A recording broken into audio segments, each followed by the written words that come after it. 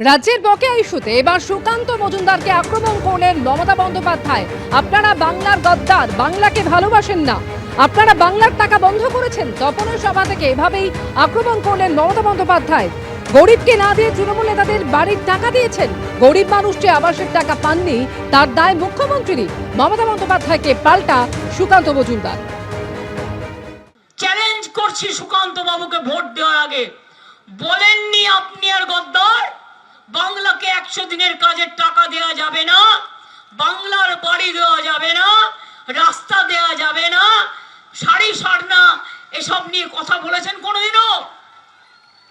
আপনারা বাংলার টাকা বন্ধ করেছেন, আপনারা বাংলার গদ্দার, আপনারা বাংলার কুলাঙ্গার, আপনারা বাংলাকে ভালোবাসেন না, আপনারা বাংলার মাটিকে ভালোবাসেন না, আপনারা উত্তরবঙ্গকেও ভালোবাসেন না, আপনারা দক্ষিণবঙ্গকেও ভালোবাসেন না। দেখলেন তো জলপাইগুড়িতে দুর্যোগ হলো, আমি মধ্যরাতে ছুটে এলাম, 3 দিন ছিলাম ওখানে, যা যা দেওয়ার সব দিয়েছি।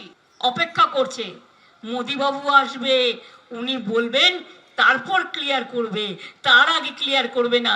আরে লোকগুলো যে মাটিতে পড়ে আছে, টাকা তো মোদিবাবু দেবেন না, টাকা তো আমরা দেব। তাহলে কেন তাকে রাস্তায় পড়ে থাকতে হচ্ছে? কেন তার টাকা দেওয়া হচ্ছে না? এ डर हमें अच्छा लगा। কুলের অঙ্গাল অর্থাৎ যিনি কুলের ক্ষতি করে তাকে কুলাঙ্গার বলে।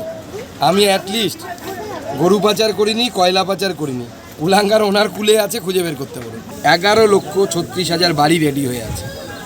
এই মুখ্যমন্ত্রীর কথা থেকে যে মানুষগুলো মারা গেল জলপাইগুড়িতে, আমি তো মুখ্যমন্ত্রীকে শ্বেতপত্র বের করতে বলছি যে যতদিন পর্যন্ত প্রধানমন্ত্রী আবাস যোজনায় বাড়ি পেয়েছেন, কারা কারা বাড়ি পেয়েছে বের করুন।